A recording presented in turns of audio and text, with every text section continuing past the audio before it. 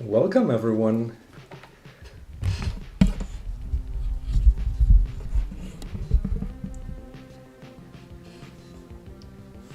Nice to see you all there. Let's wait maybe another 1 or 2 minutes to see if more people join, and then we can officially start the stream.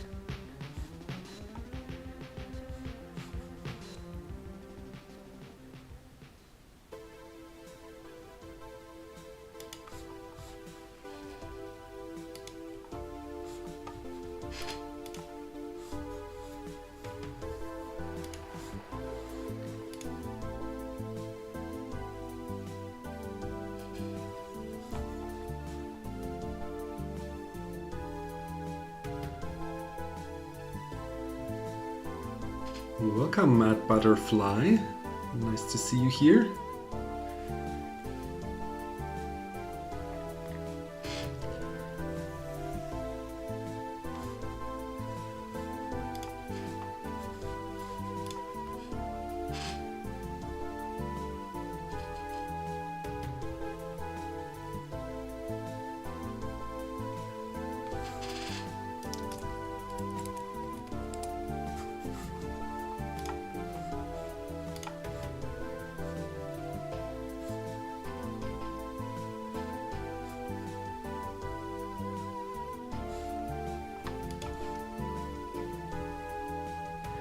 Let me know if the music is too loud or if I'm a little too quiet or anything, or if everything is fine. Hope you can all hear me well over the music, otherwise I will lower the music's volume.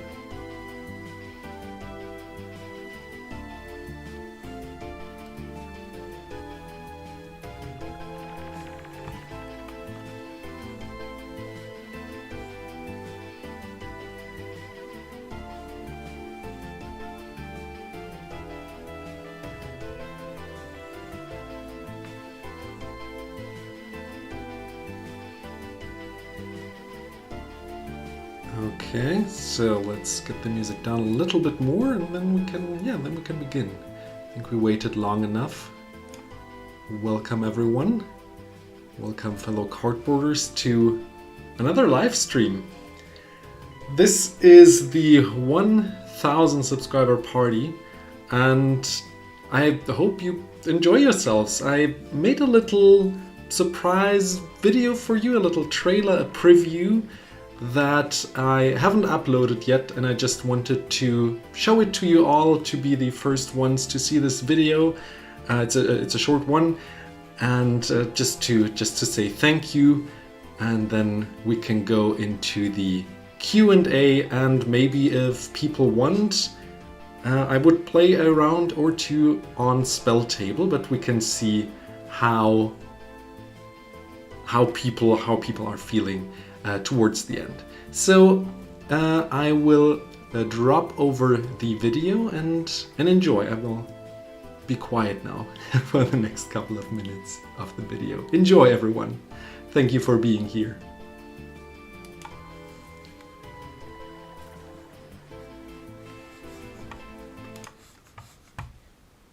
Welcome back, fellow cardboarders. Fellow cardboarders, welcome back. Fellow cardboarders, welcome back. Fellow cardboarders, welcome back. Welcome back, fellow cardboarders. Welcome back, fellow cardboarders. Fellow cardboarders, welcome back. Fellow cardboarders, welcome back. Fellow cardboarders, welcome back. Welcome back, fellow cardboarders. Let's get started. Infinite prevent damage here, and this companion kind of chooses how the deck is played. Have you ever built a commander deck that you liked so much that you actually built it twice? Guten Tag. Hey man. Wow, so this is what a roulette booster looks like. Today we're going to learn together in 5 easy steps how to fix a common deck building mistake. One of it is signed and the other one isn't. My Arabian Nights set is far from being playable, and this is everything I own now from Arabian Nights. Most of it I accumulated throughout 2025. Thank you for your patience. I have infinite mana now. Wait, are you guys playing CDH? 21 soldiers entering, and I get 3 life for each, so that's 61 more life. Going to 135. The format of Dan. Dun dun dun dun dun dun. And this giant soldier has a cumulative upkeep of putting 2 cards from your graveyard under their owner's library. Turn any artifact into a 4/4 creature. And are now trending downwards a little, so the question is how far will they go? Interestingly enough, this card didn't go as low as the others percentage-wise. Temple of Malady started at like $5 and went up to like over $10. Let's get cracking! Kraken. And then we have the Yoshimaru, which is a dog, and it's really a good boy, but again, it's not really the best card to include in a cat and dog deck. Up until now, what would I guess would be the total value of this bundle so far? Maybe like $2 or $3. I do like the broccoli here, and generally the art style is very captivating. So I do like them a lot, and I think they are quite close to the unglued lands. So maybe I should put the Basalt Monolith a little lower. But it's also not the worst, so just right in the middle. Yeah. So if I push it there, it opens. So let's see. Oh yeah, this looks nice.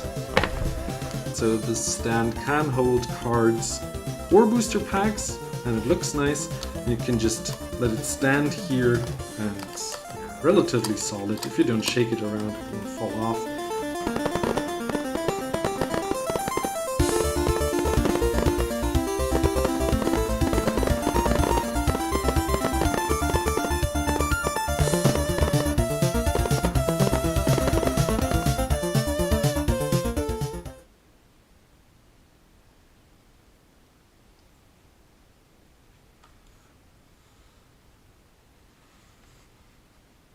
Okay, I hope you enjoyed this little trailer. We're back. Thank you to everyone who joined. The glitter was in the end, I suppose, with the fireworks. And yeah, again, thank you so much for everyone who supported this channel over the years. It's been almost 3 years now. on YouTube. The idea started out with like me trying to identify fakes, and I started making videos, and I thought if I already film cards that I buy, maybe if I share my knowledge and show people how I identify fakes. And then I came up with many more ideas what I could share on this channel, and I think it became a big, nice bunch of stuff that I show here off on this channel. So again, thank you so much, and yeah, if you don't have anything to add, I would say we hit into the Q&A part of this video. Several of you wrote a couple of questions down and wanted to know more about me, about what I like, what I do, and yeah, let's get into the questions. I was able to also show them here, and the first one is from Energetic 661, and Energetic asks about my favorite set of all time. And I think it's not an easy question because there are so many sets, and I think one of the favorites of mine are Invasion, which is where I started with my uncle and my cousins, who came to my father and said they should play with me, that my father should play with me, show this game to me. And so Invasion will always have a special spot in my heart. We also played some Arcadian Masks, but it was around when I was 7 that we started playing Magic the Gathering in my family. My cousins and uncles at some point stopped. My dad also stopped playing, and I got all the cards from them. So my collection is quite big, and you see so many cards on my channel. But we never had these very, very old cards. So favorite set of all time, I mean, vintage could also be a thing. And as you know, on this channel I have this big box. I actually have 3 of these big boxes where I collect sets and build cubes, so make them playable. And I'd say Legends of all the old sets is my favorite one here. So well, while I talk, let's have something to look at as well. So this is a whole collection of cards from Legends, a very, very old set. And the box is so full that actually some of the cards have to be put on the side here. And man, Legends is such a big set. So this came out in 1994, and I collected almost all of the cards from Legends. I think only a handful are missing. I actually have a table where I track every card that I have with condition, what I paid for it and everything. And I think it's just a handful that's missing. Moat is one of them, which is quite expensive. Chains of Mephistopheles, The Abyss, Caverns of Despair, and that's pretty much it. Just a Tabernacle then. So 5 cards are missing, and my set is complete of Legends. And why I like Legends so much is it's the first set that actually got the Legend subtype. So that's cool. And also the size of the set. So there are hundreds of cards in this set, I think like 300. All the other first expansions that came out back in the day, they came out and had like 100 cards or so, and Legends was the first one that was a really big set, comparatively big to Alpha and Beta and Unlimited, which all had around 300 as well. So this is another way to answer this question. Legends. Legends is another set that I really like. And I think story-wise, I think War of the Spark would be one. Like, they had this really cool trailer with the Linkin Park song. Was it In the End, I think? Correct me if I'm wrong, but sung by a woman, and I really liked the feeling and the feeling they conveyed. and putting all these stories together into a big fight in the end. So that was really cool, and I enjoyed that set. Playing with it was fun. They had like 30 planeswalkers in it or something, but like the story was what I really enjoyed about War of the Spark. I think that's enough about talking about sets. Let's go to the next question and see what was asked too. If you have any other questions that you would like to ask me and aren't asked here, do ask away in the chat, and I will pick it up later probably.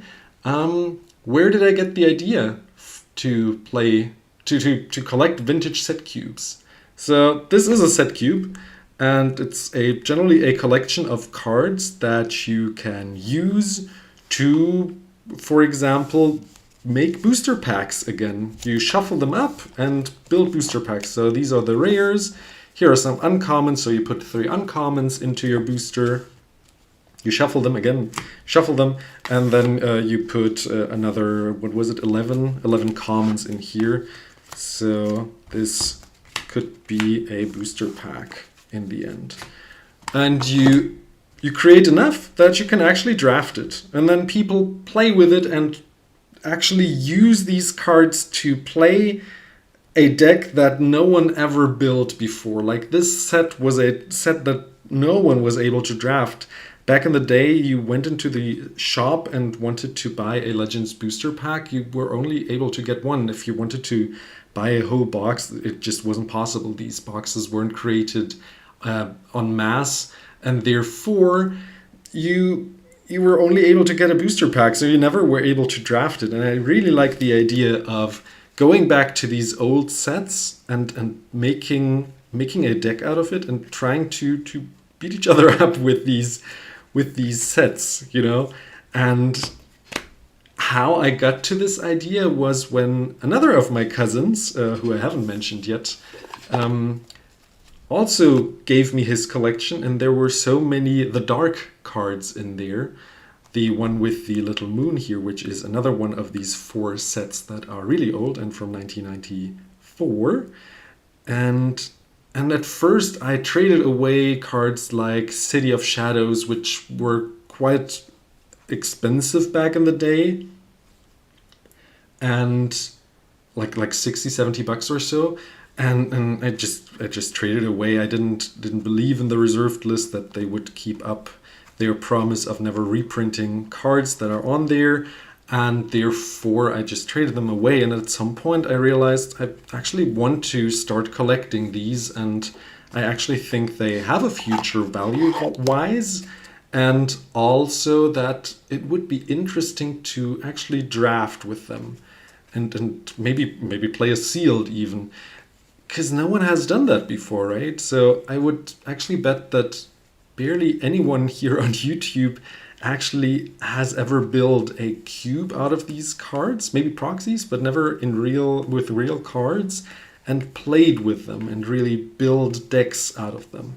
So that's something that I really like about this idea, that it is on the one hand quite unique, and on the other hand it is a piece of history that you can share with your friends and family.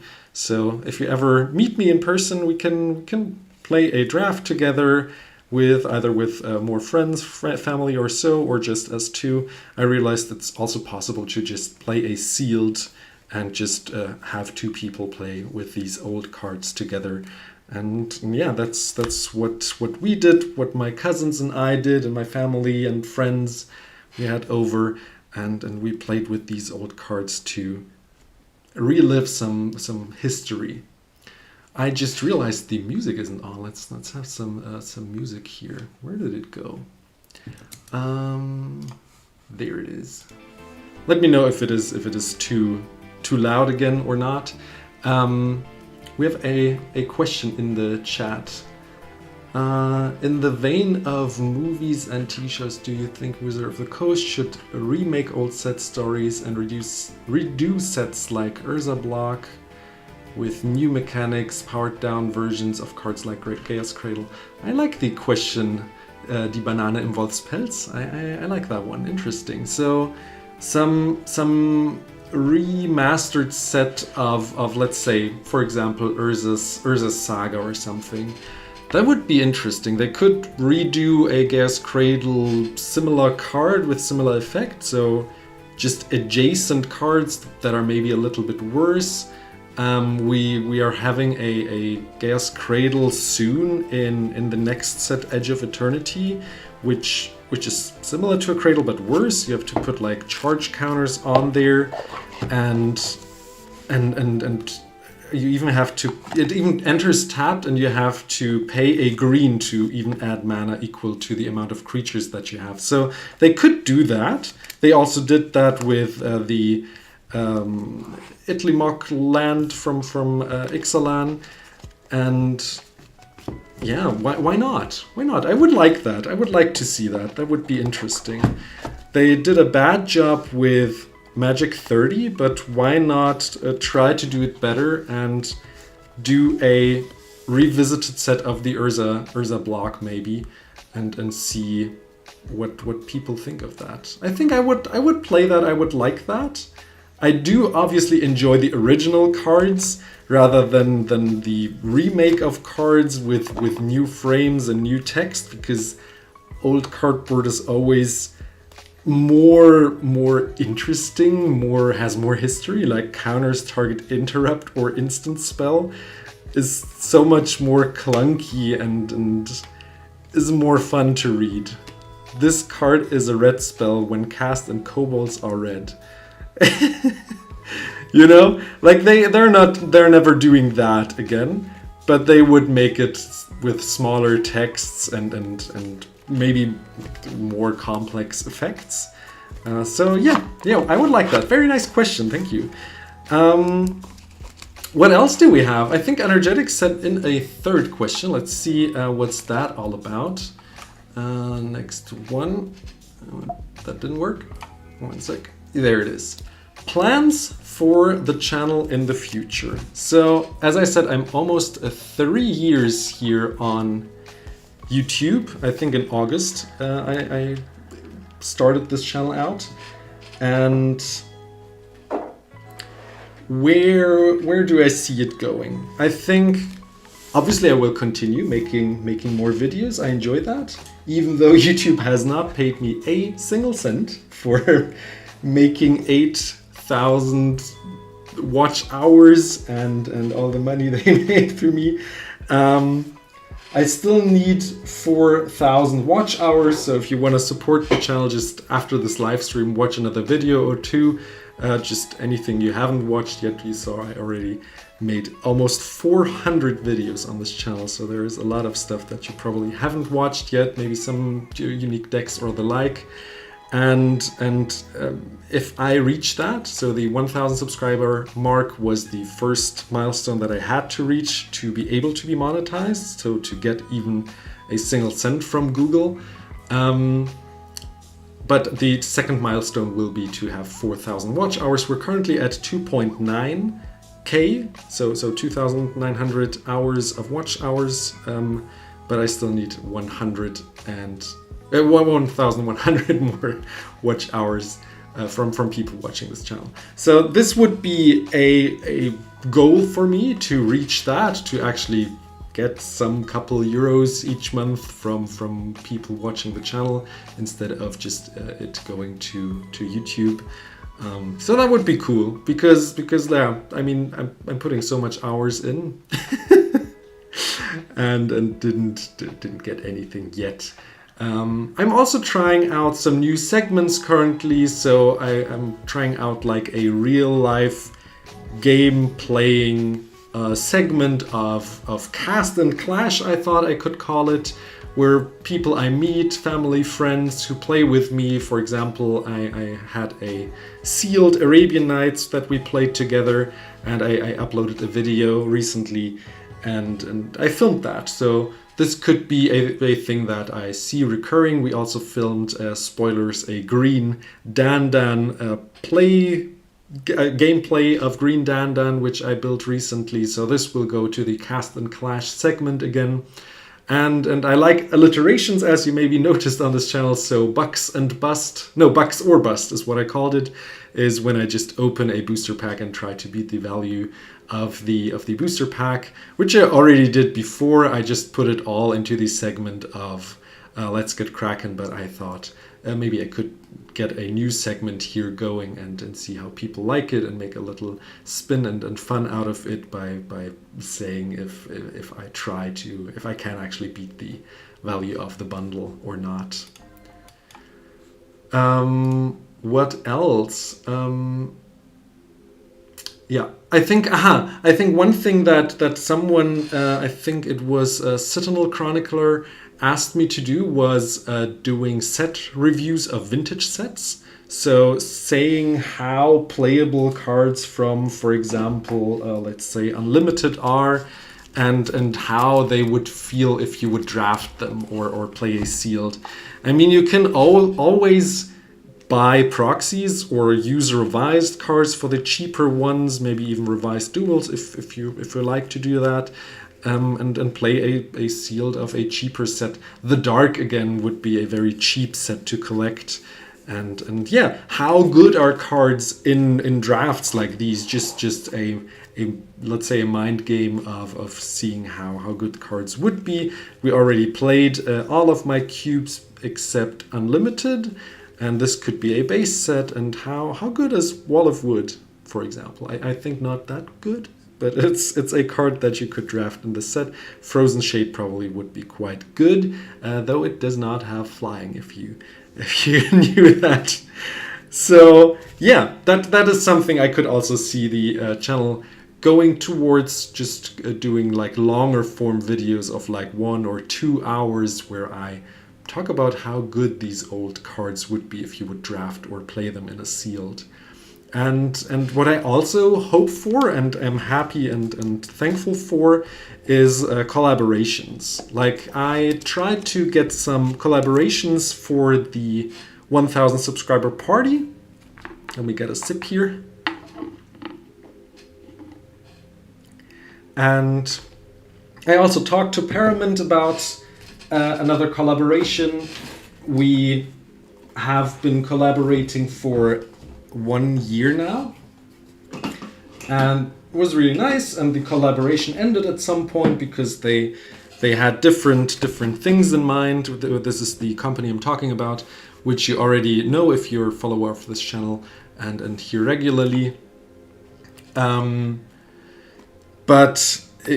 Yeah, the collaboration kind of ended, and there's no real code anymore that you can follow to buy Paramount playmats. But again, they sent me a playmat and just wanted me to show it off to the channel, and this is what I will do now. So this is a little unpacking here for a minute to see about their quality. This should be a dragon playmat, and they maybe have or will have a little discount going for dragons, because there was the Dragon of Tarkir set, and yeah, I think their quality is really nice. Like, I was never really dissatisfied, and I think there's even your money back if you're dissatisfied with them.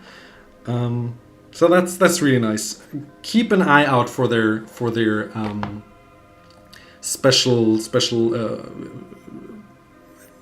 save some money special kind of thing, because they said there would be one, or that there was already one. But again, if you're looking for a playmat, maybe they have a playmat that you like. It doesn't even have to be dragons. There will always be something on their website, I think, that you might like.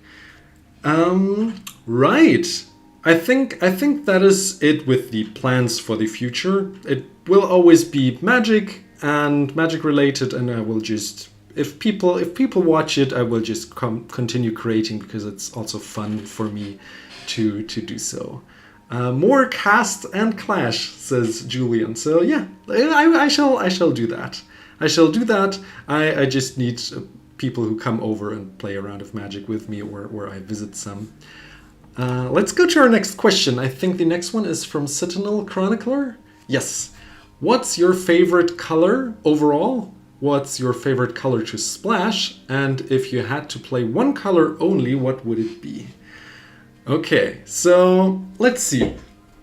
My favorite color overall.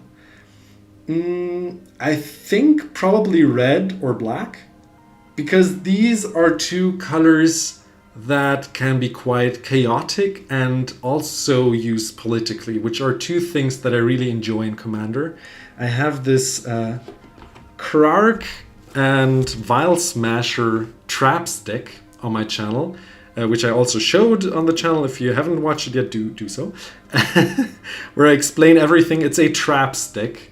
And I really enjoy it because it's fun and chaotic. Someone always gets some damage in their faces, and maybe I copy a spell or I just don't, and nothing happens. And people always hope something happens, but then I flop and it just doesn't, and it goes back to my hand.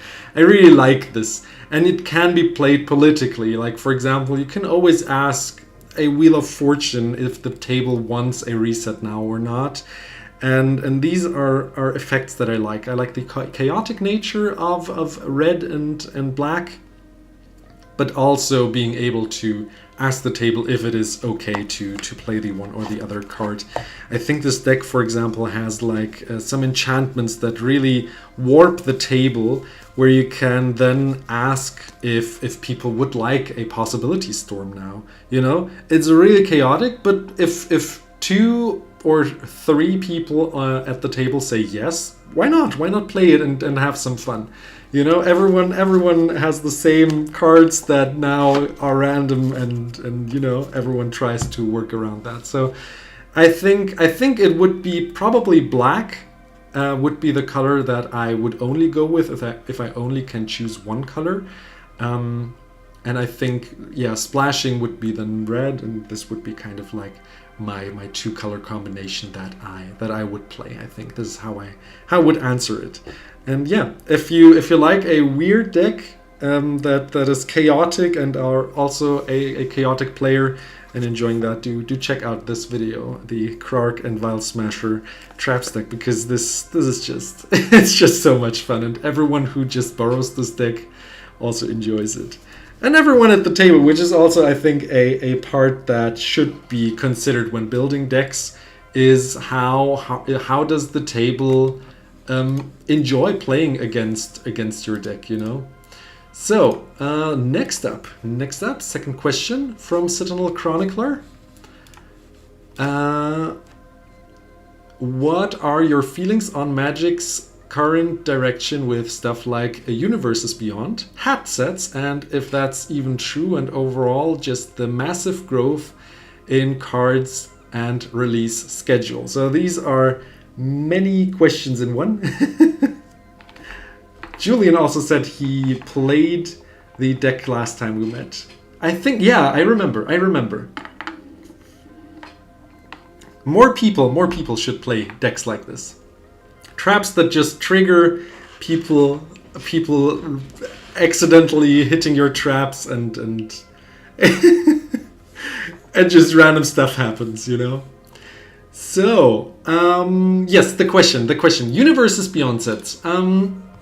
As many people on this channel probably know who watched a couple of my videos, I'm not the biggest fan of Universes Beyond sets. You could call me kind of a MTG purist. I kind of dislike when, I don't know, Gandalf plays against a Transformer and I don't know, like there's Storm, you know, like I like them for themselves, contained. Like I enjoy Lord of the Rings MTG by itself. I think that's a cool way to play Lord of the Rings with MTG rules, but forcing players to use cards if they want to play competitively, for example, kind of sucks. And my original thought was that they would invent Universes Beyond sets because they wanted that to kind of destroy EDH, the EDH format.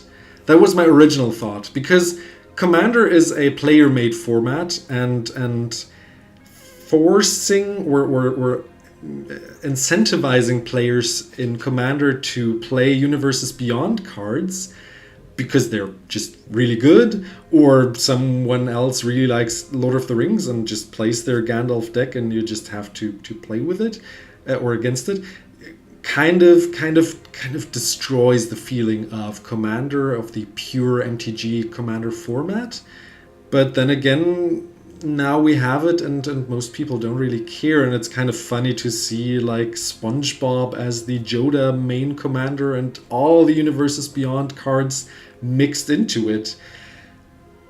And then they started with Lord of the Rings being in the modern format. Then again, I was like, maybe they just want to destroy it and force people to play Pioneer. But now they invented they brought out the Final Fantasy set, and now it's in Standard, you know? Like, what's up with that? The Standard is the format that they want players to play and buy boosters for, and actually play competitively and buy more and more cards that you can play Standard even. And now I'm not so sure if they want to destroy different formats, rather the fact that they just don't care. I think they became kind of like the franchise Monopoly, and every different game franchise can be a Monopoly game. You have Zelda Monopoly game. I don't know if there is an MTG Monopoly game. I could bet.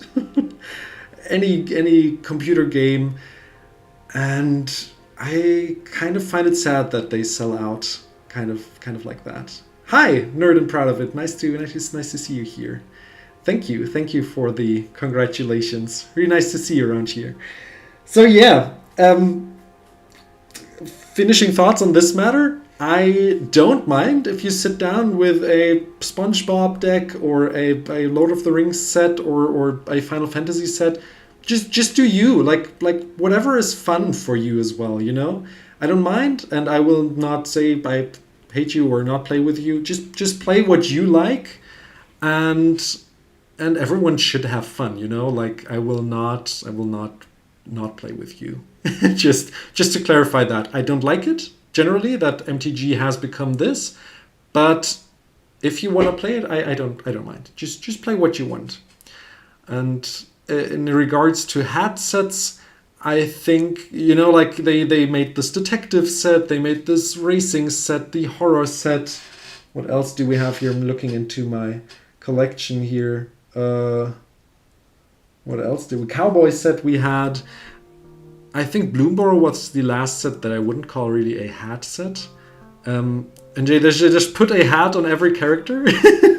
And now it's a detective set, you know? Like, Ravnica apparently didn't have detectives up until then. And now everyone has a hat and everyone is a detective. And I also dislike that, you know? Like, start making a nice coherent story where we're building towards something rather than having one set, just with one idea, tiniest idea. I really don't like that currently. I'm also kind of missing the idea of having 3 sets in a block. For example, you had Theros Beyond Death, and Journey into Nyx. And these 3 sets were Theros back in the day. And throughout a year, you were experiencing different parts of Theros and different parts of the story. And I really missed that kind of like. Now it's Cowboy set, and there's, I guess, a story I don't really care about currently.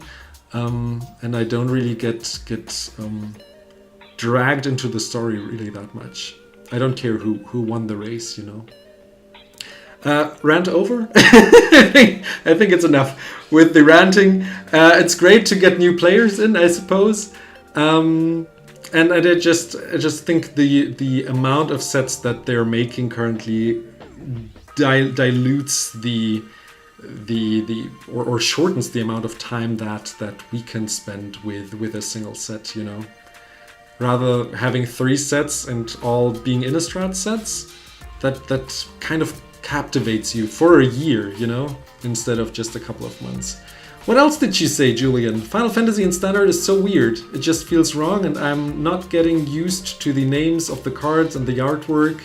I prefer not to have Final Fantasy in Standard. Yeah, I agree. Also on MTG Arena, right? I'm not sure. I haven't never played MTG Arena, but I think I guess they implemented the cards there as well, right? So yeah, I don't know. I don't know what they thought about it. I think the reason is money.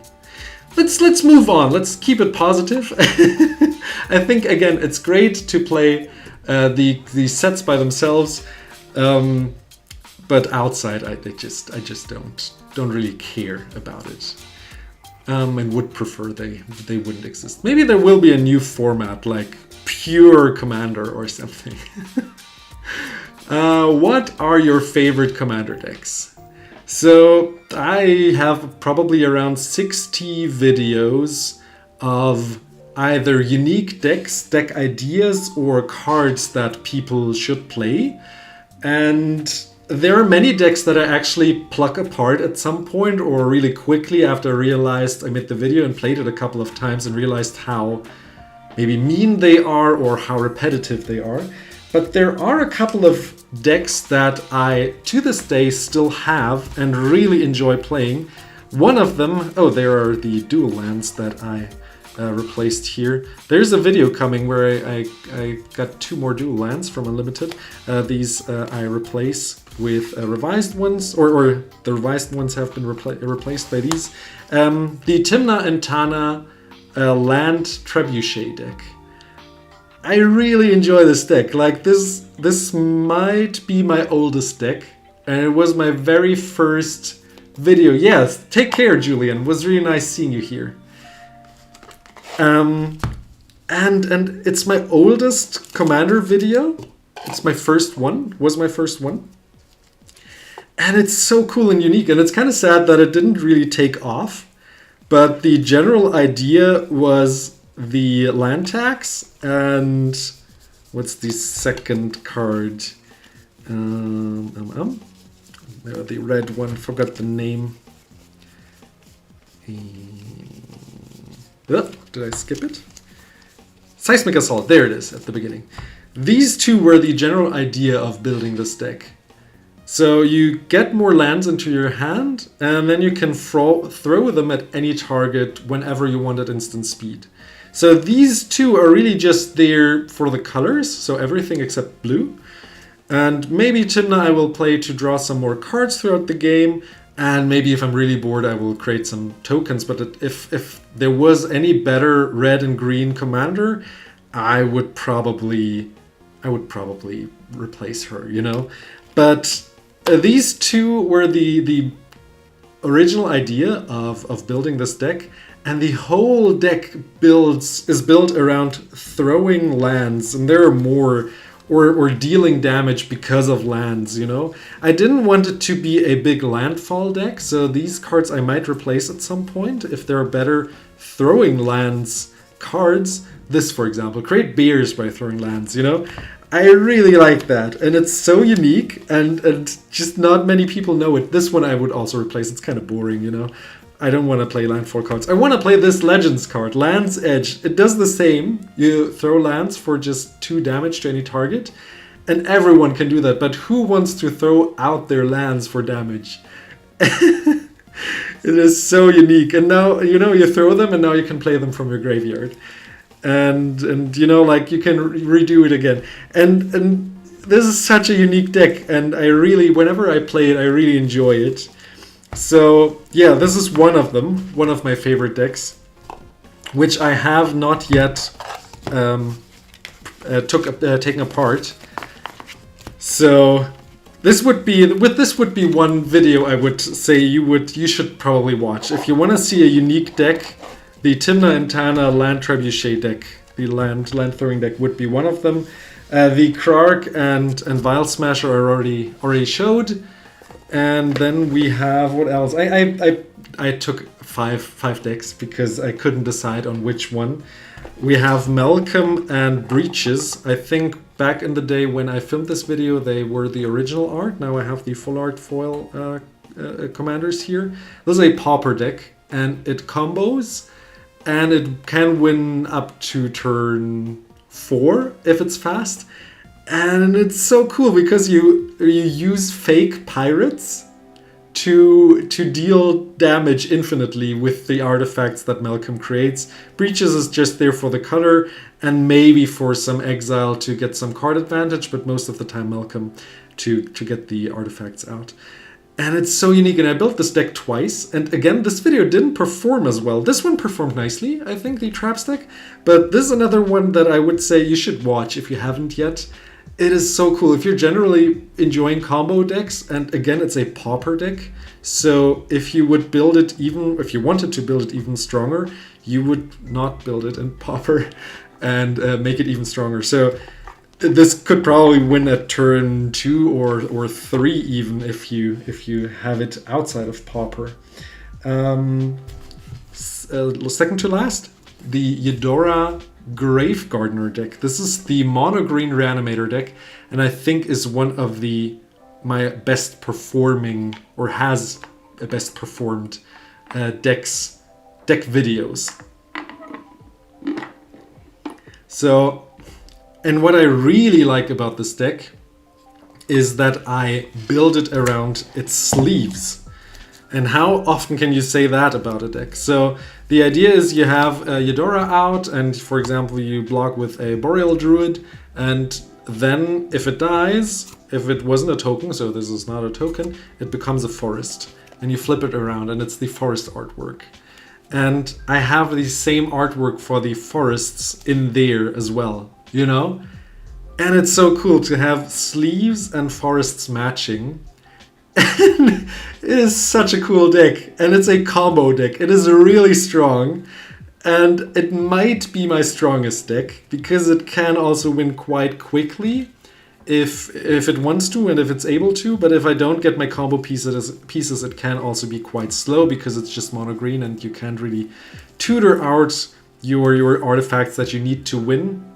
So you really need to draw a whole bunch of cards. It has like 20 to 30 ramp cards, I think. It also needs that because all of these ramp cards again can be turned into forests. And yeah, it is such a cool deck. This you could even build in pauper if you're into pauper commander. Yes, I said so. Yes, I already said so. Mad Butterfly, I agree. It is probably one of my most creative decks, I think. Not to, what is it called? To blast my horn too much. Is it how do you call that? Sounds a little bit inappropriate. It is, I didn't come up with the idea by myself. So I saw it on Twitter. I also put that into the description of the video. So there's always someone who came up with a thing on the internet before. I saw that and I was like, I need to build that as well. But I did my own twist around it. I didn't look at any deck lists or so I built it as a combo deck and want to flip around my commander, my cards as quickly as possible to ramp ahead. Lastly, in this deck I played against my wife today and I think she still hasn't recovered yet. It's my Abdul Adrian deck. This deck at first did not perform as well as a video. But I think that it took off at some point. And this might be the strongest deck that I own. It is a pauper deck, and one of the players back in the town that I lived in, who in our play group had this deck and really likes to build strong decks, gave themselves the challenge to build pauper decks. Not only because of budget reasons, that is one reason, but also as a challenge, because they always build quite impressively strong decks. And if you say it's pauper, people will think, yeah, okay, it's just pauper, how bad can it be? And I dreaded playing against this deck because it's so strong. At some point, it just becomes arch enemy. And everyone has to play against that player. Thing is, I never built this deck up to the point that I moved away because I kind of missed playing against it and the way it plays. So it's a blink deck, and you always exile stuff with Abdul Adrian. And at the end of the turn, if he's tapped, you can blink him and get a whole bunch of value out of him, a whole bunch of life points, a whole bunch of card draw, because there are so many artifacts that just simply draw you a card, the rest is irrelevant. These he always exiles, and then he comes back and draws a whole bunch of cards, and it's a mono-white deck, you know? Card draw in mono-white, am I right? Like, this is how you do it. And I just had to build it myself, you know?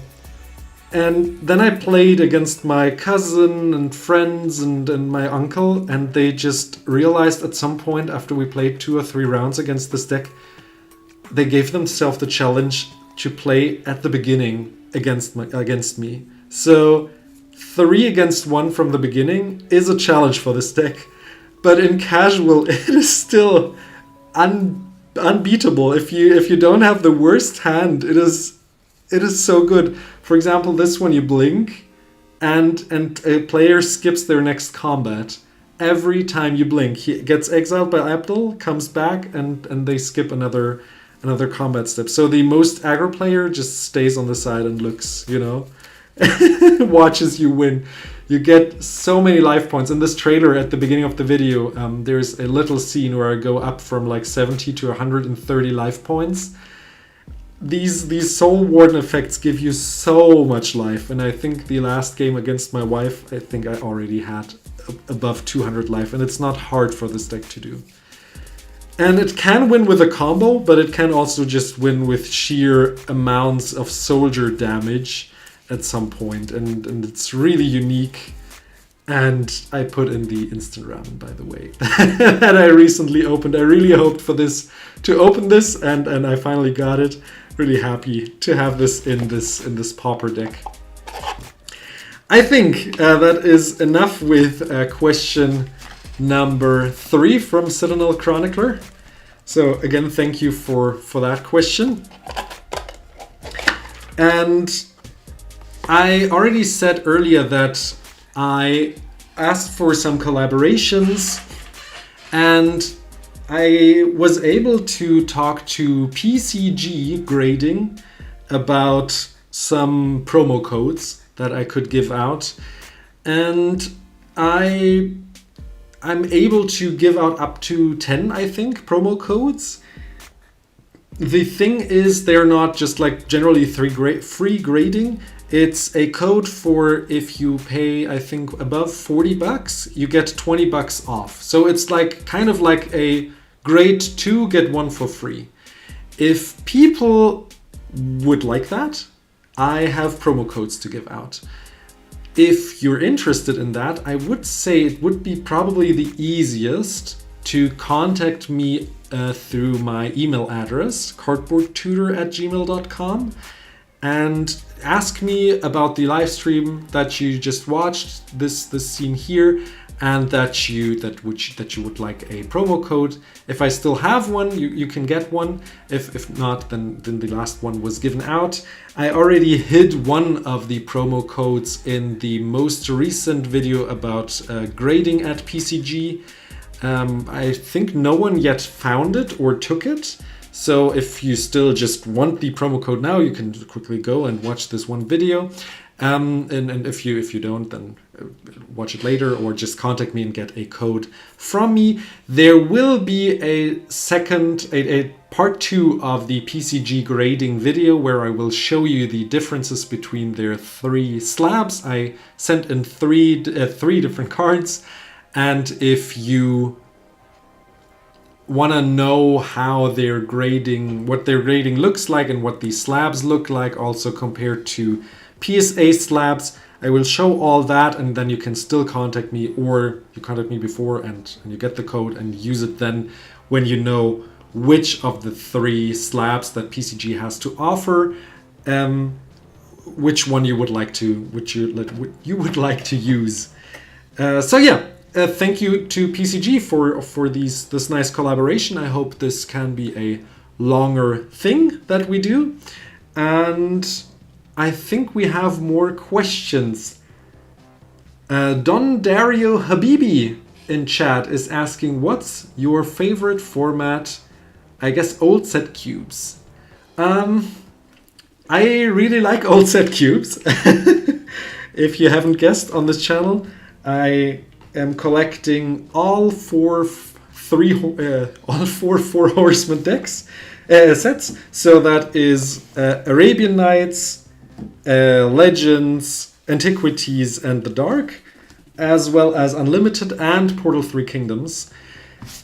I already showed some Unlimited and Legends, but actually my favorite format is Commander still. I really like the fact that you have this multiplayer aspect of it. You can build a deck around a commander or even around sleeves, as I showed a second ago, you know, and the fact that you can do that is so much nicer than a cube. The cube is like a special thing that I am collecting and also sharing with other people for history reasons. But I think I enjoy it more to play Commander actually. So yeah, if you find me somewhere around you, ask for a round of Commander. If you want to play a set cube, we can do that as well. But I would have it with me, or you would have to visit me. So yeah. What I also like is, and I will get that for a sec,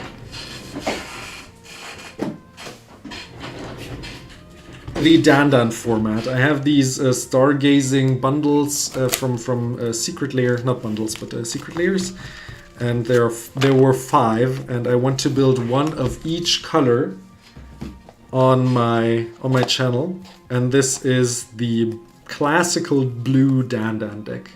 And I got 10 Arabian Nights Dandans and I think like 12 more for my set cube, and then I just continued collecting, and I have like 40 now of these original Dandans. And this is also a fun format and also a thing on the channel that I enjoy sharing and try to, or will try to also do some gameplays of these decks and upload them to the channel. And yeah, see if people enjoy that. Like to see how a Dandan deck plays out. I already filmed a video of green Dandan, which I will upload in a couple of days. So there are many more videos in the pipelines that I just have to edit and upload. And one of them is green Dandan. And the name is just because of the fish, and you just beat each other up with the cheap fish. You share the deck and you share the graveyard. And it's such a cool, unique format because games are really quick, like let's say like 20 minutes if you know Magic the Gathering. And you really learn to play a certain color. So in this case, blue, you share the library, so you always like try to manipulate the top of the library with cards like these. And then you play mind games, you know, like will he draw, can he draw, maybe can he cycle a card, or will he scry a card, you know. And that's really, really unique and really fun as well. But again, I think Commander will, well, for the time being now, be my favorite format. Let's go into the next question. Again, thank you, Don Dario, for the question here. Next up, we have from Ekrem Tiraz 6413. When was your first contact with the game? So I already told the story a little bit earlier in the video that I started playing with Invasion, and I was 7 years old. My uncle came to my dad and said that my dad should show this game to me. What I haven't said is that it was quite competitive between my dad and I, and at some point, like my dad, he was a dad, you know, like he got money and he was just able to get the cards that he needed, and I was just like seven years old, and I just had to play with the cards that I had. And it was hard to beat my dad with a deck that was good enough to beat me, you know, with the cards that he wanted, with my collection of cards that were like, hey, here's a booster pack, just, I don't know, for fun or for your birthday or whatever, and having to build decks like this, you know, like, and at some point, like a year or two, he stopped and gave me all his cards, and then I had his, and then I just played with friends and other family like my cousins or uncle. My uncle I couldn't beat for years, yeah, you know, like even with the cards of my dad. And at some point I got old enough and wise enough to build decks that can actually beat my uncle and my cousin and my friends, you know, like all at the same time, even if 3 play against me with my Abdul Adrian deck. So uncle, if you're there in chat, I think I already gave him this deck as well. I had built it twice actually, the Abdul Adrian deck. I built it for another friend, and I never thought that I would build this deck a second time, and then I did because I missed it. Then this friend I built this deck for quit Magic. Like they never really played. They started because of a boyfriend, and at some point they gave me the deck back and just said they're not playing Magic anymore, and they gave me the deck back, and I had it twice. Then you know.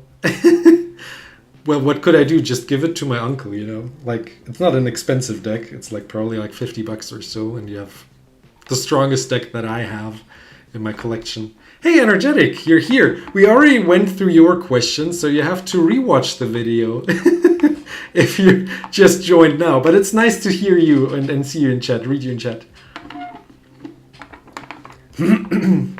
Sorry. So, second question. What do we have?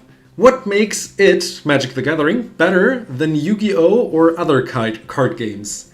Now, I think we can collect in chat as well if you want to add something that I don't say now. Why is Magic the Gathering better than other games? So I know Akram Tiraz 6413 in person. I know they play Yu-Gi-Oh! And I showed them Magic the Gathering, and they were quite impressed with the game, what it can do. I think we played a round of Dandan, the blue one, and then we played Commander. And they learned the deck, the intricacies of Magic the Gathering quite quickly, actually. So they already knew card games, Yu-Gi-Oh! And with a game of Dandan, they already understood the general gist of the game. And then we played Commander, and what was their favorite deck? Oh, I know.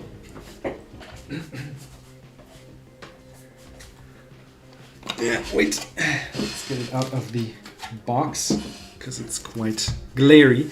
The Gut True Zealot Inspiring Leader deck. This is the deck that they enjoyed, which is kind of an aggro deck, but also has sacrifice shenanigans and taking control of your opponent's creatures, sacrificing them for skeletons with menace, and boosting them for a massive amount of damage.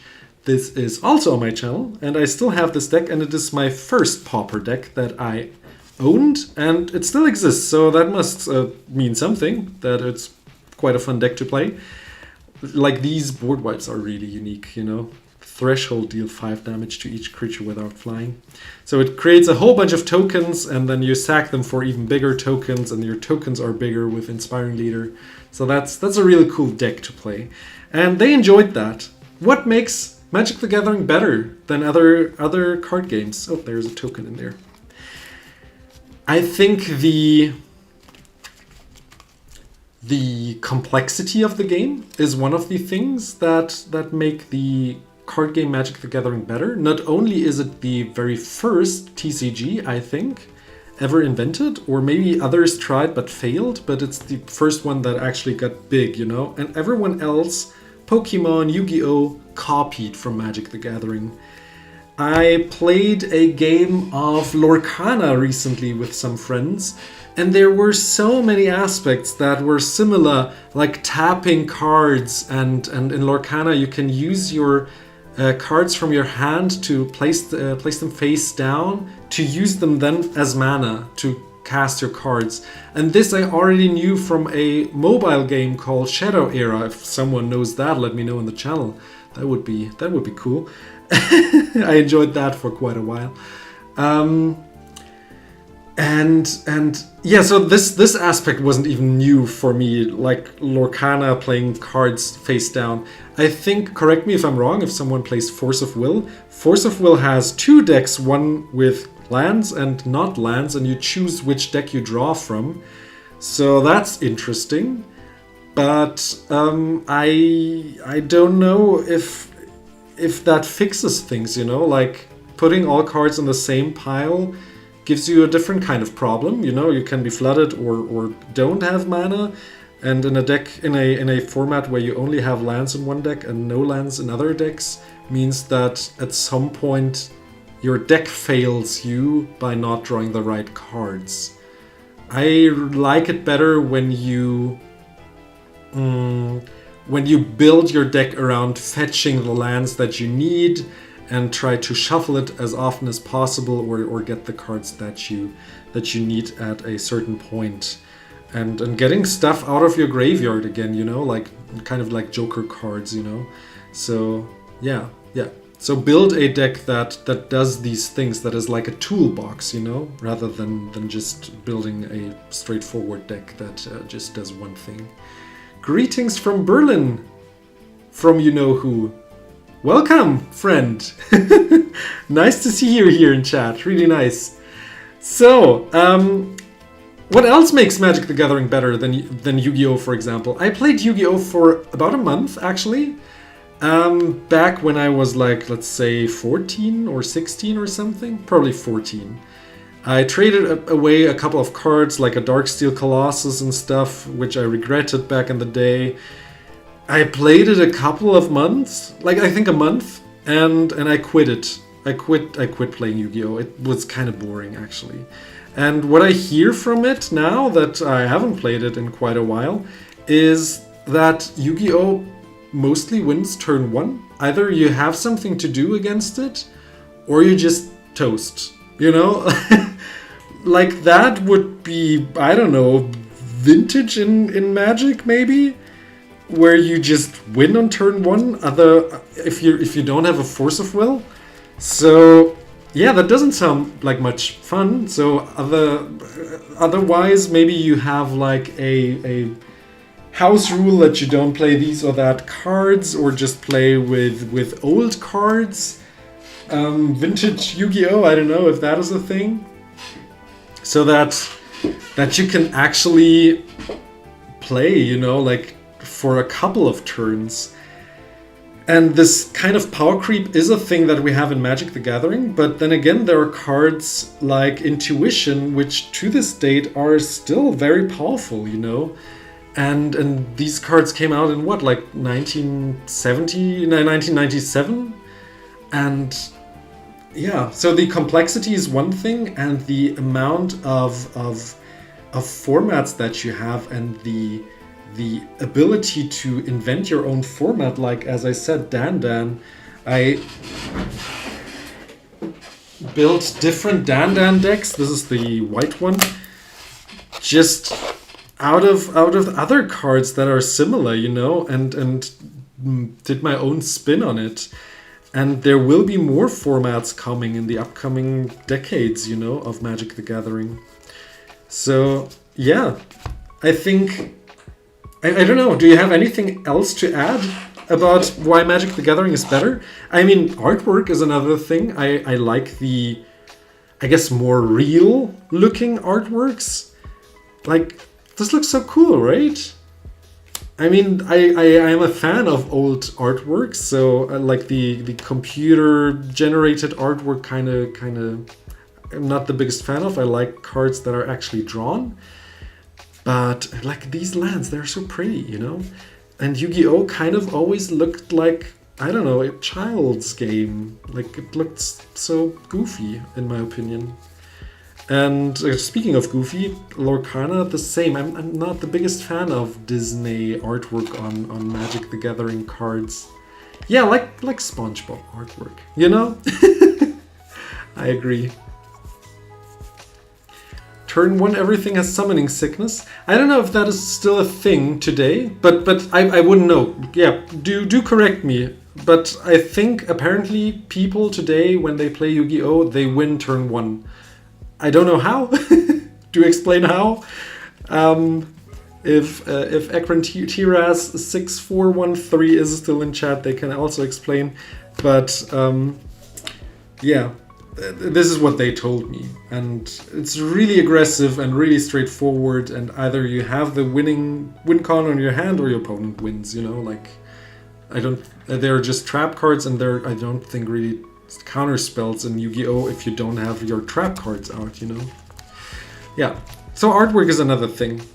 And I'm not the biggest fan of like anime art. I do find it a little bit sad. Pokemon again is looks like I mean they're cute, but it's a children's game in my opinion. The artwork doesn't look appealing to me. And this one looks more serious, you know? Magic the Gathering. And what else did I want to say? Let me get a sip.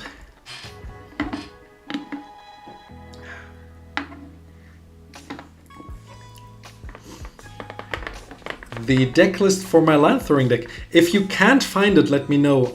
I can also send it to you personally. There is a video on my channel for my land trebuchet deck with Timna and Tana at the helm. It is my oldest Think Outside the Deck Box video, and yeah, there should be a deck list. If there is none, let me know. What else? Would you like to see a return of Rebecca Gay's artwork or any other artist like RK Post? I think Rebecca Gay and RK Post are still drawing currently. Correct me if I'm wrong. You can check on Scryfall for a sec. But it should be that artist Rebecca. Who I'm actually missing is Therese Nielsen, who I really enjoyed.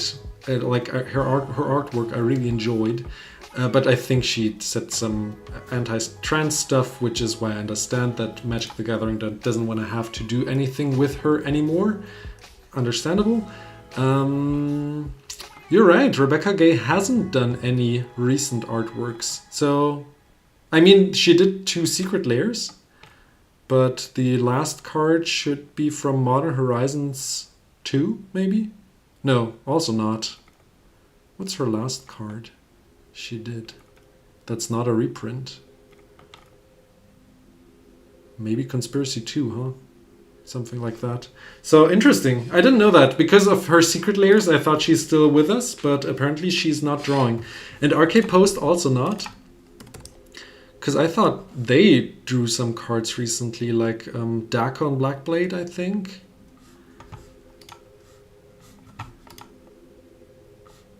Yeah, RK... No, wait. Don't want to say anything incorrect. Let's check for a sec. RK Post release date. Yeah, in... Ether Drift, he drew Sita Varma Masked Racer. So he's still drawing, and I really like his art actually. Like he's quite unique, and I like his art. And I would love to have one signed card from maybe Legends or something by him, but I wasn't able to get one because I'm also quite picky with my artist signed cards because I still want to be able to read the card still. So my signatures are always kind of I don't know, like down in the corner, you know, like this one, a CardboardTutor here. Oh, it's a little dusty. So you know, still readable down here, the artist signature, and yeah, RK Post does like to kind of sign through the whole art box, so I would have to find a certain card that is a little like only down here or something. But if he's ever in Germany and signs, I would love him to sign the one or the other card. Thank you, Rupert's Walker, and nice to see you. Very nice. Welcome. Right. I think we answered enough about Yu-Gi-Oh! And other card games. One thing I wanted to add, I also played the Star Wars, the new Star Wars game, Unity or I don't know what it, or United, I don't know what it's called. And they had a similar mechanic. I think you can play mana face down with cards, if I'm not mistaken. And they had some different, like, I think there are like flyers and non-flyers or something like that. You have like two piles, two areas where you play. That is kind of interesting. But again, I didn't really see anything really new in regards to card games. And I would just love for Magic the Gathering to be more known, you know? Like, people, when I say Magic the Gathering and I start telling them it's a TCG, they say, it's like Magic the it's like Pokemon or it's like Yu-Gi-Oh, you know? No, they are like Magic the Gathering, you know? Pokemon, Yu-Gi-Oh, all the games, they copied it. And Magic the Gathering was the first one. Yeah. So, yeah, they really have to bring out a TV show or something, you know, like to become big. And it has to be a good TV show, you know, like that, like kind of like Fallout, you know, like it has to be like a TV show that many people like watched who haven't even watched Fallout, you know. That would be a thing that I would say that Magic the Gathering needs to become more known than Yu-Gi-Oh! Or Pokemon. Next question. Do you want to make a video about different kind of card games and show similarities about both card games? Okay. Generally, I think I talked about a friend, this friend, Ekram Tiraz 6413 in person, and I asked him if we could do that, like compare Yu-Gi-Oh! To Magic the Gathering and see about similarities and stuff. I would do that. I think my channel would mainly be or stay Magic the Gathering, but I would be open to see like, okay, this is how a game of Yu-Gi-Oh! Looks, and these are like, this is what a game of Yu-Gi-Oh! Of Magic the Gathering looks, and here are like similarities, and we have a little nice discussion. I could see that happening, but I would never have this channel be like a Yu-Gi-Oh! Channel second or something. There's nothing I would really enjoy. I want to see it all one. You have to disagree hard on my statement that Magic the Gathering should have a TV show. You don't like that, or what do you disagree with? Energetic, you're a huge fan of Weiss Schwarz gameplay. I actually have never seen any gameplay of Weiss Schwarz. I don't know what the game is about, how it plays. I think it's similar to Force of Will in regards to art, being like anime art and a lot of interestingly barely clothed ladies, I think. I don't know. Correct me if I'm wrong. It's very fun and based on animes. Yeah, okay. Very different, but the mechanics are good. Very different would interest me. Like, what has Magic the Gathering not yet tried out that other games are implementing or invented? This, like, I as a person who likes to invent games himself, like I, for example, enjoy playing Dungeons & Dragons in my free time as well, and I create my own world and story and do that. I also had a Minecraft server where I built story into like a fantasy kind of adventure world where we built cities, like big cities, and made quests. Like, I enjoy that. I also invented a board game back in the day when I was young. When I was like 15, I started creating a board game. Maybe I should show that to the channel, how it's played. I, at some point, when I did my apprenticeship as an IT and later got my A levels, I got together with some friends and started even coding the game to make it into a computer game, but we never finished it. And I started even translating the whole game into English. So it would even be already in English. I don't know how good in English, but it would be possible. So yeah, as someone who likes to invent games or think about how to play a game differently. Again, Dan, looking at you, you know. I'm interested in how else are card games being played, and maybe it can be implemented into Magic the Gathering. That would interest me as well.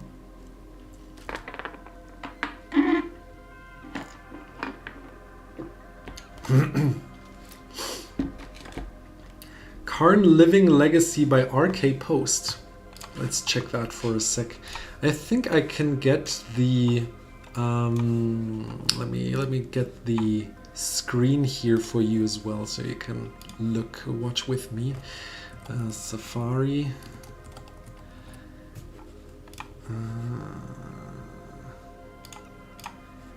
Let's get Safari in here. And let's make it a little bit smaller so we can look together.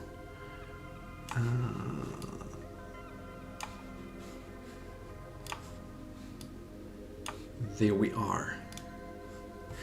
And then you said Karn Living a Legacy by RK Post. Which one is that? Some special art? Oh, this one. Oh, that is cool. That is cool indeed. That is a nice artwork. Yeah. And even like it's a modern card, and I enjoy that. That looks cool. But again, it's RK Post, you know? Like, he's special. Is there a signature hidden, or do you have a signature? Like, there's this signature, there's this card, but it doesn't show me the signature on it. Let's go to CardMarket for a sec. Living Legacy. Oh yeah. Ooh. Yeah, that looks nice. Yeah. That would be a signature I would also like to have on my Legends cards, you know, like it's small and simple. Oh, I think I'm only now mistaken RK Post with Richard Kane Ferguson, right? Oops. Because RK Post does not have any cards in these old sets now, does he? RK Post, because I think they started drawing it around Tempest. Release date.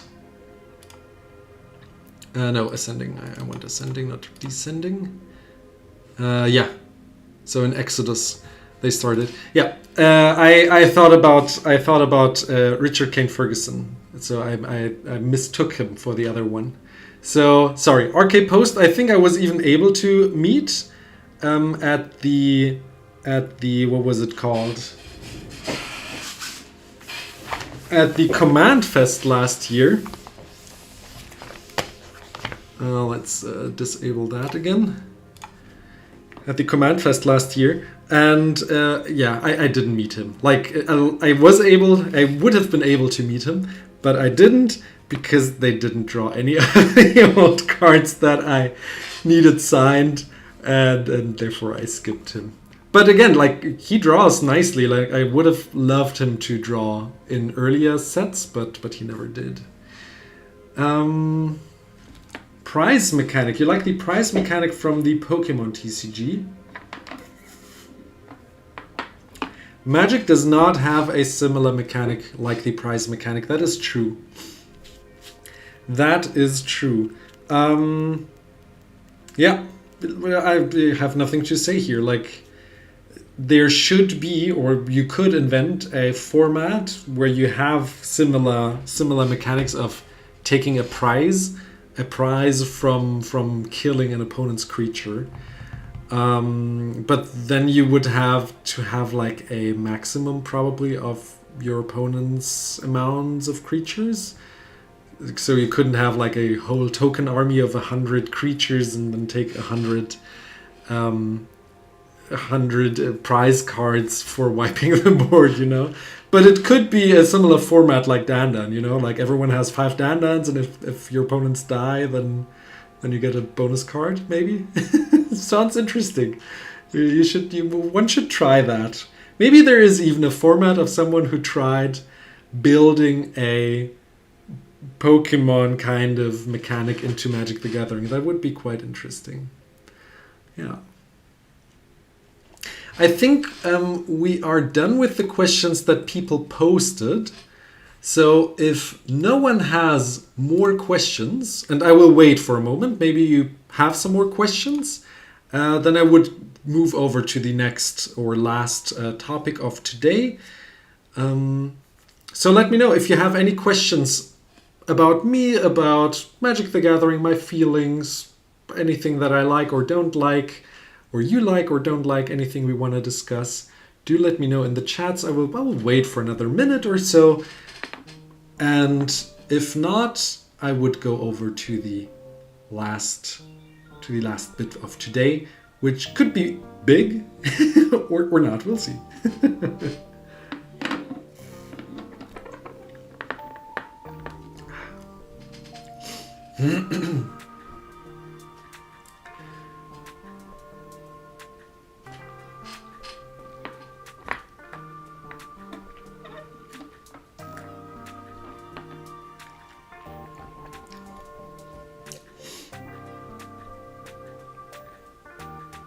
It's really nice to see like a steady flow of people coming and going, but there are always people staying here and still watching. It's really nice to see you all here, and it's so, it warms my heart to see that people are here and share this moment of me having reached the 1,000 subscriber mark after 3 years. That is actually around 1 subscriber every day, which is really interesting. Some days were better, some days were worse, but around 30 every month is the average. What is my opinion on proxies? Ooh, that is a big discussion topic. I would show you one thing. Let me see, which deck was it? Was it the Krark, the thumbless deck? So I do use proxies, but in a different way. In a very different way. There it is. This is my proxy of a Soaring. It is not a real Magic the Gathering card because it's an art card. And I made a whole video about the idea of using these art cards as full art proxies, because they are officially from Magic the Gathering and they look cool and everyone knows what they do. If people wouldn't know what these would do, then maybe you don't want to use them. But again, it says it on the back, it's a Soaring. You know, even if people say, yeah, you could say it's whatever, you know, probably you also use it as a treasure token or whatever. No, it is a Soaring. So officially you should use them as the card that is on the back. And I really like the idea. I also came up with another thing. Let's see. Let me put the browser here again for a moment. Forest, for example. Forest. Sorry. For example, the newest addition to the Dragon set, the Dragonstorm set, was there were art cards here, which are not shown here, sadly. On CardMarket we have those. Forest. No, I only need to be able to write art series or something. Yeah. These, they're not available. The picture. I really like the idea, now that I'm still looking, I really like the idea of being able to playing kind of the fullest art of lands. This is a forest from Zendikar Rising, you know? Not that one, not a fan of these, but this one, for example, you know? Like, you don't need text to understand that this is a forest. And here, the normal version I think costs around $2 to $3, maybe.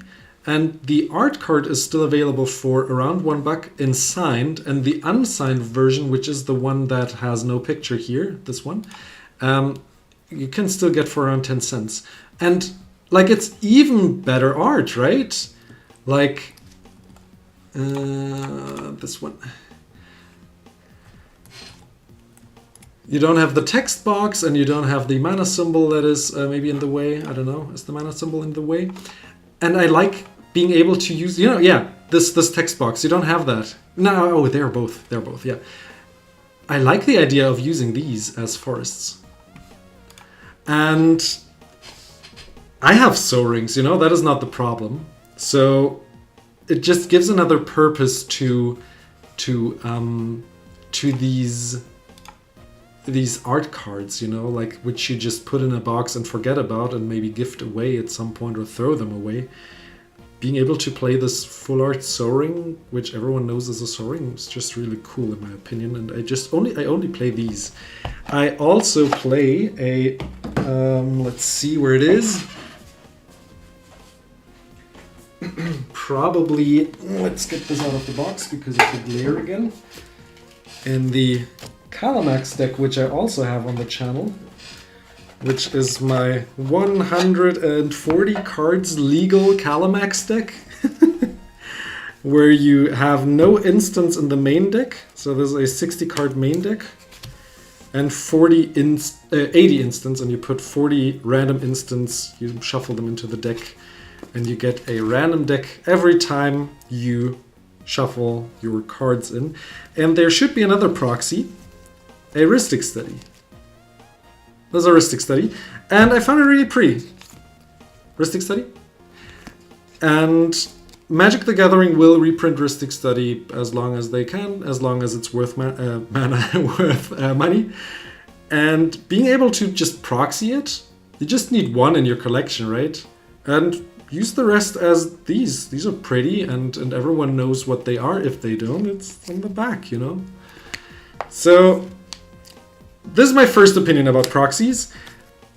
It's cool. Like, you are able to play a format or play with different art that you would normally not be able officially with official cards. But then again, I find it questionable, and this is in regards to one of my most recent videos, if you start trading them. This is where I think it is a no-go. I think fake cards should have a disclaimer on the back, or maybe on the front. I like when the cards look also appealing. Let's get some fakes in here.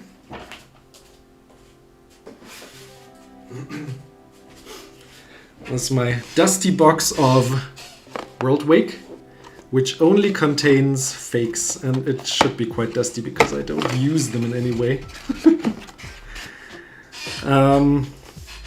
They should not look like this. They should not be indistinguishable from normal cards.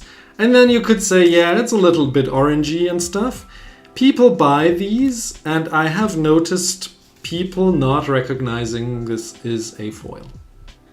And this is bad.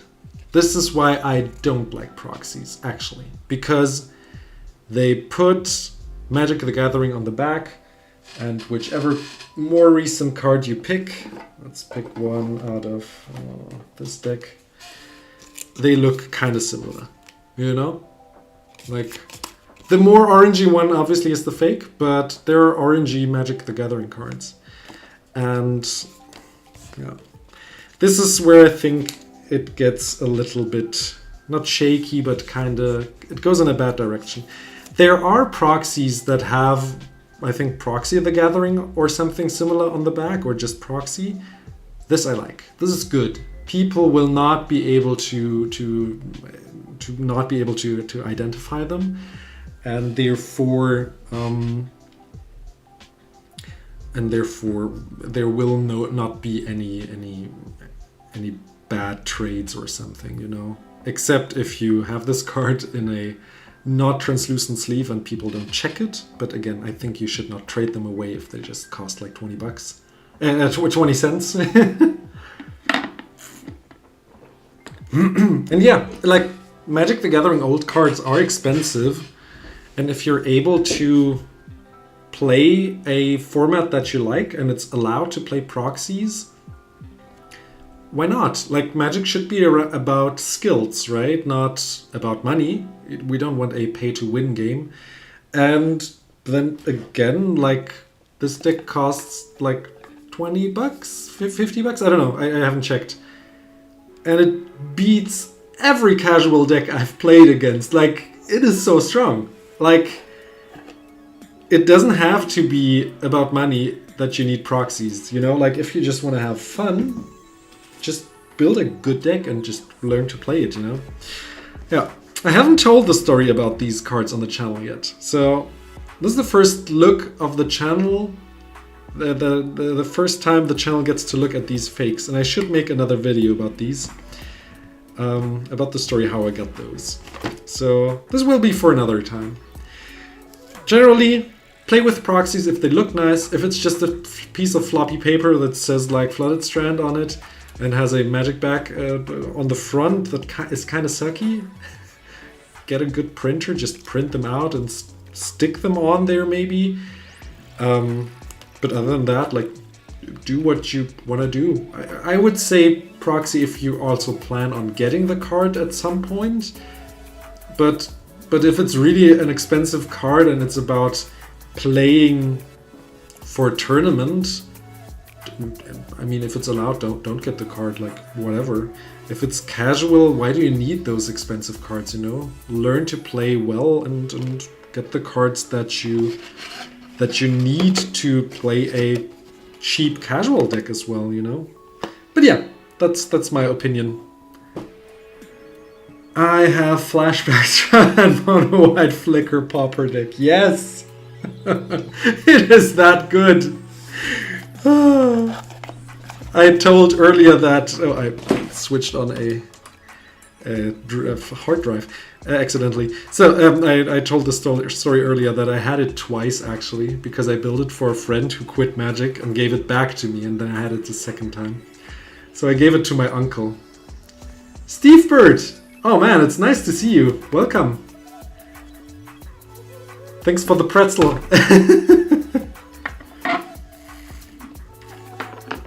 Yeah. So my uncle is also playing that. So that is kind of fun, because my cousin, so his son, my uncle's son, is really traumatized by the couple of games that we played with this deck. So, any other questions you got for me? I will again wait a couple of minutes. If you don't have anything, let's just move on. But if anything is really itching your nails and you just want to get it off your chest, do now. Now is a great time. If you watch this video later, of course you can leave some questions in the comments below, and just yeah, I will answer by text, or if it incites a new video idea, I will do the video probably. We'll see what you write, if you write something.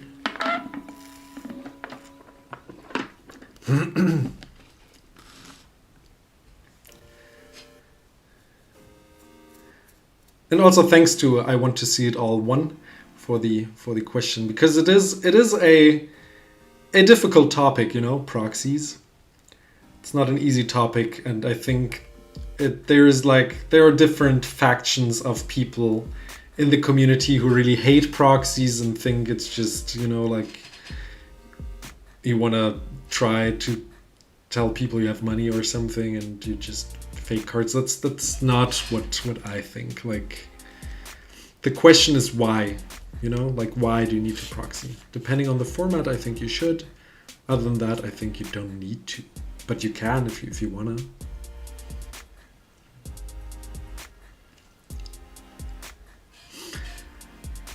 So the idea for now, either we call it quits, or the other idea was that we play a round on SpellTable. We are currently 8 people who watch, so that wouldn't be possible, but if all 8 people would like to play on SpellTable, I'd just say two pods of 4 people can play. But if we don't find enough if just one or two would like to play, we could find a random fourth player, or do it on another day and just find a date where 4 of you have the time and would like to play a round of Magic with me. I will just see how the chat reacts if anyone even wants to, and if not, maybe today is just not the day. We already had a nice live stream for 1.5 hours, and I would also be totally fine with just ending it here. So yeah, let me know in the chat. Let's see what else you wrote. Going back on proxies, I just want to build old border decks, not for winning, just flavor. Yeah, do that. If, in my opinion, if they look nice, why not? Why not do that? And again, don't be careful to not confuse them with your real cards, because I know I've met people who have proxies that have the normal Magic the Gathering back, and they don't remember which card is real and not. And now that's a problem, you know? Like, they have so many reals and fakes, and now I am the one who wants to trade with them, and I have to identify if they're fake or not. That's just not good, you know? You would watch Die Banane im Wolfspelz, okay?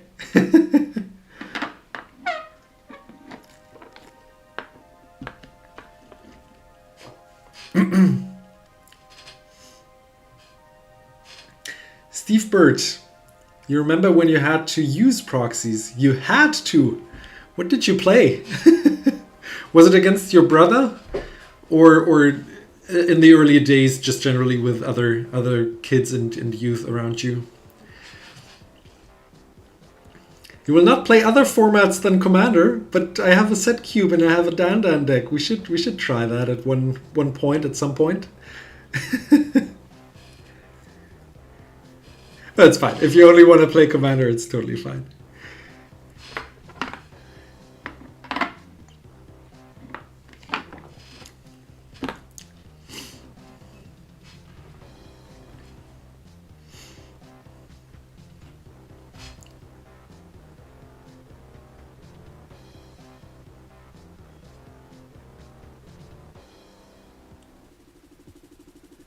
Okay, so we have one potential spectator and we have one who would generally like to learn, but not today.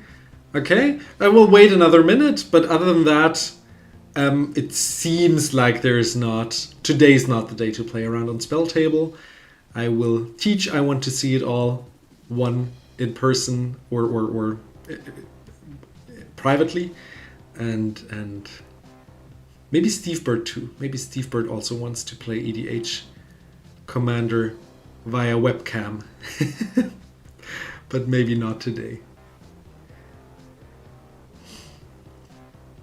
And yeah, I should totally play more games on SpellTable and film them. I think it's been a couple of months since the last time I did that. So this should also be a thing in the future that I play more on SpellTable.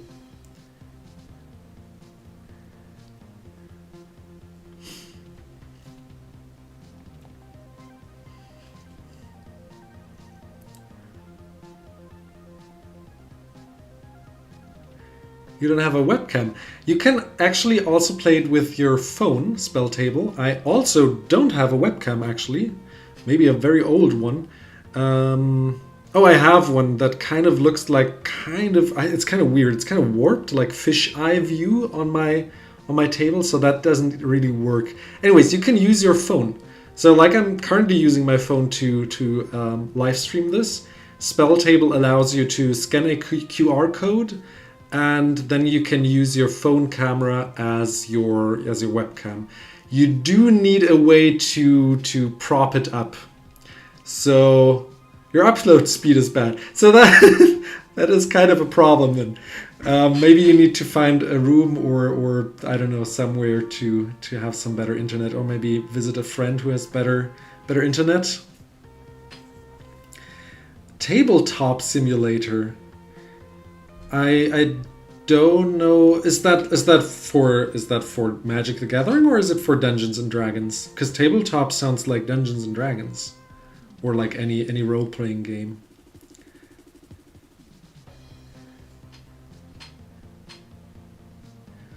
Yeah, but you need something to prop your phone, though. Like, I have like an arm that goes over the table and kind of like flies over my playmat currently, or some other stand, something that you can prop your phone against or up or any other way. I think at the beginning of SpellTable, when it came out, people took a cardboard box and cut a little hole so your phone camera could point into the insides of the cardboard box, and then you would play through the box. That was also quite creative. So you don't really need a stand if you don't mind aesthetics. You don't need a phone stand in any way. You were one of the people on my live SpellTable game. Oh, that's nice to see you. Welcome back. We should play another game.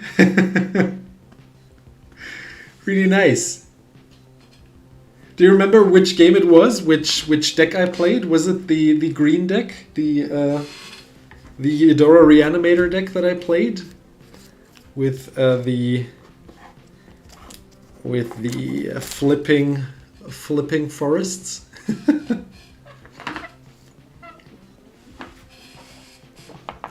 You won? Never ever. Never ever did you win. We should rewatch the video. I am so sure that you didn't. I am so sure that you didn't. Maybe it was close. But I don't know. I think if it was my Eudora deck, I think it won, but I'm not sure. Maybe I'm also mixing up games. It was the green deck. It was the green deck. Never ever did you win.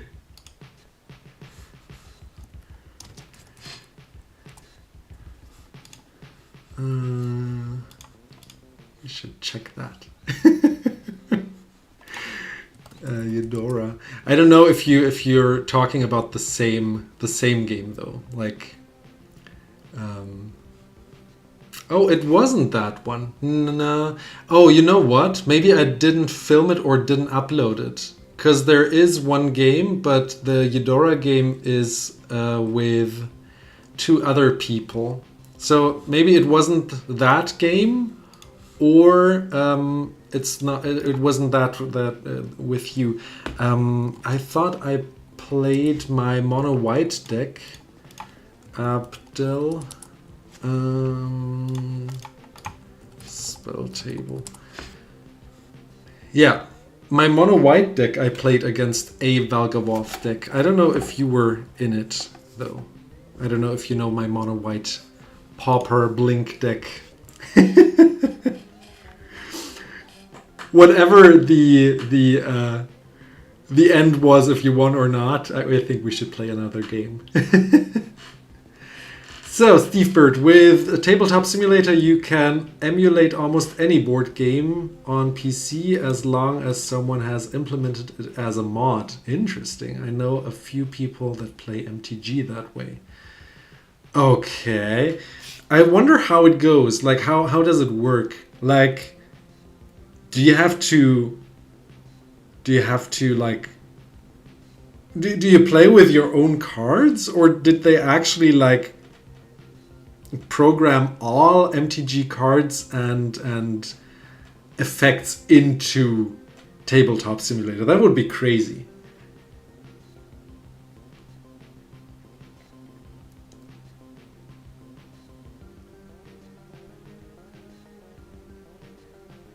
The mono white commander is Abdel Adrian. I think this is where, like, on the channel, this is the game where I played a Valgavoth player. I don't know if it was you. Yeah, you can check. You can check and let me know.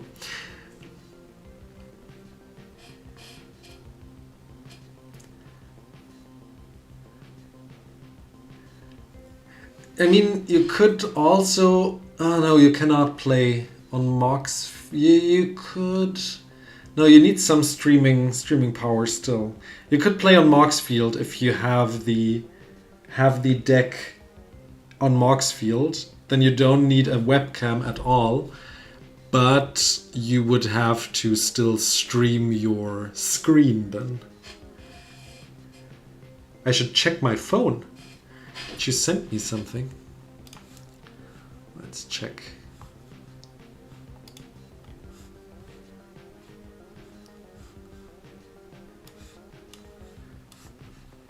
Steve Bird, we should play over on SpellTable. Which video? I will show you. I will show you all. How did that work? Screen capture, that is how I add another one. Chrome. Window capture.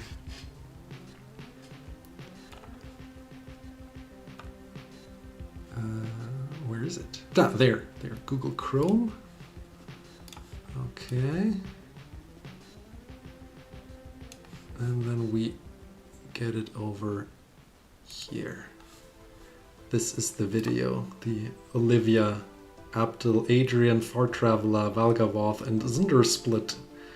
And I think Does that everyone one, keep their... Yeah, that one you played here, down the corner.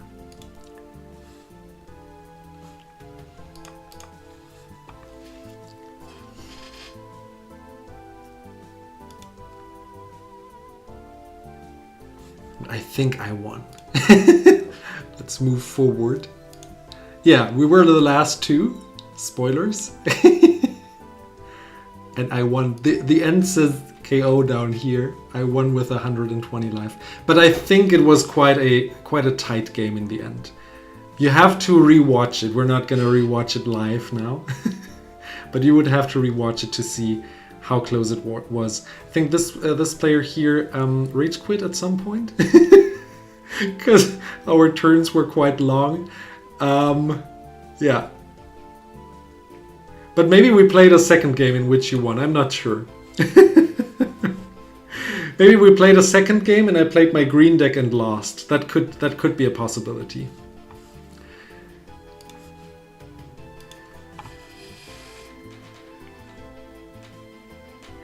Okay, good night. I want to see you all. One was nice to hear you and read you, not hear you. Thank you for having joined the stream. Really nice to read you. And yeah, let's play a game soon. Let's see if we can make it happen. I don't think you need the best of internets to play around on SpellTable.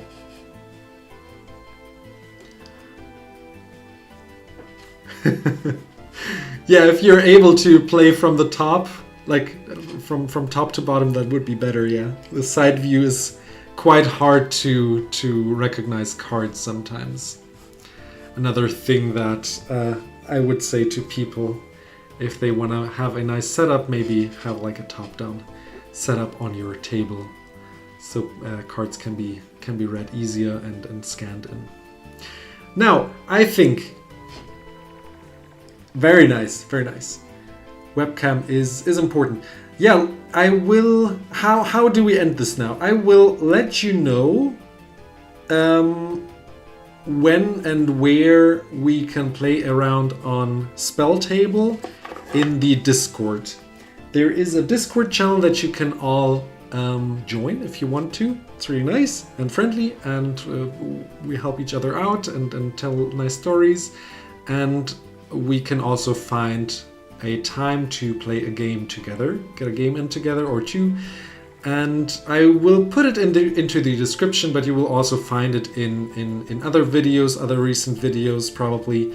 So yeah, so join there, and then we can try to find a date where everyone has the time. It will probably be around the time like today. So what was it? 8 p.m. GMT +1, which is a good time for me, and I hope for you as well. Yes, share the videos. Thank you. Very nice of you. And think we should end it here. I have a couple of PCG codes which I would like to give to you. If you want one for PCG grading, do check out my email address and write me a message that you would like a code for PCG grading. Again, it is for a 40 euro order. So grading would be around Europe. 40 euro order and you get 20 bucks off. So it's rather like a grade 2 get one for free. If you want one of these codes, I will share them with you if I still have some. And I hid another one in my most recent part 1 of the 2 grading with PCG. If you missed out on that, this one should still be available if no one wrote in the comments below. And is also a free, not free grading, but like 2 for 1. Right, and again, thank you to Paramount. Thank you to Paramount for the wonderful Dragon playmat. If you're looking for a new fresh playmat, maybe you want to check them out. They were a collaborator with me for the channel for now 1.5 years, and I'm very happy they reached out to me. If other companies want to reach out to me for collaborations, do let me know in form of an email probably. And thank you so much again for 1,000 subscribers. I will upload the trailer that you saw at the beginning of the stream to the channel now. I think it's also a nice way to welcome people to the channel and show them what Cardboard Tutor is all about. And yeah, it was really nice and heartwarming to see you all here, reach you all. So thank you for participating, for writing me these questions and having these nice discussions together. And have a beautiful day. Can you share the Discord link? I can also share it here in chat before I leave. Let's get the link.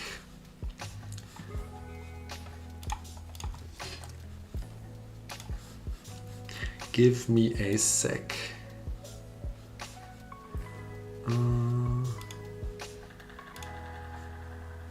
There it is.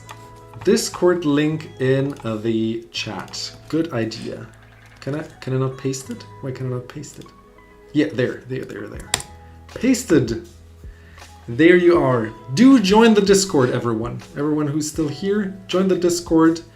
I don't know why it's sent twice. One's to Twitch as well. Okay. Very nice.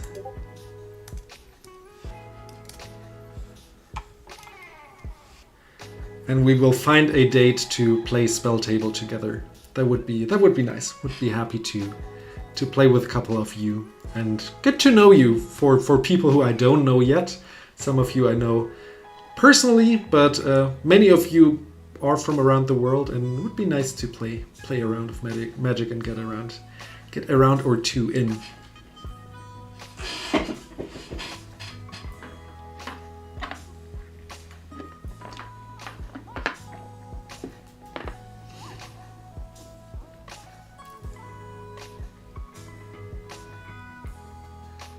Full Metal, what was it?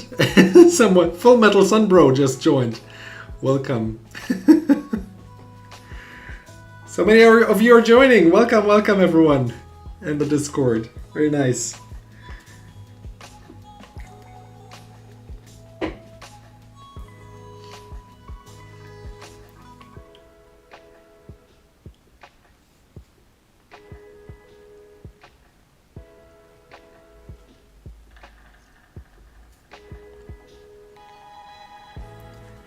Yes, welcome. I want to see it all. I thought you wanted to go to sleep or go away in any way. You're still here. Yes, very nice. Thank you. Thank you for joining the Discord.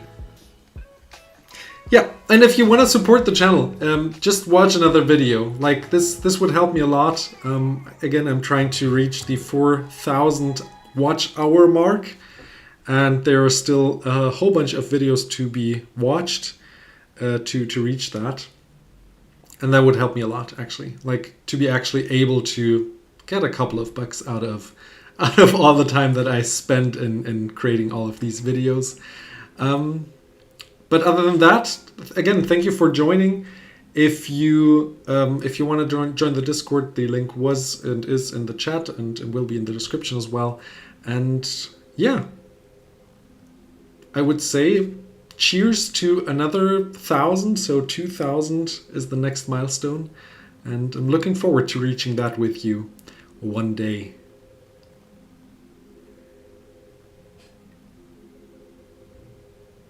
Have a nice day, everyone, wherever you are in the world, and I'll see you in the next video.